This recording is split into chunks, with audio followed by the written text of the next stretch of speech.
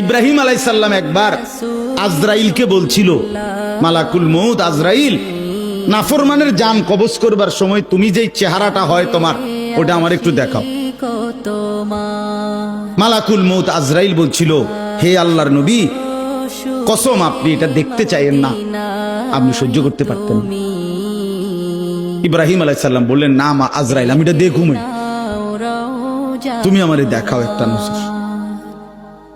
মালাকুল মউত আজরাইল কোন পাপী ব্যক্তির জান কবজের সময় যেই বিভৎস কুৎসিত আকৃতি ধারণ করে, আল্লাহর কসম ওই আকৃতি যখন ধারণ করছেন ইব্রাহিমের সামনে, ইব্রাহিম নবী সাল্লাল্লাহু আলাইহিস সালাম একটা চিৎকার মাইরা বেহুশ হয়ে গেছে।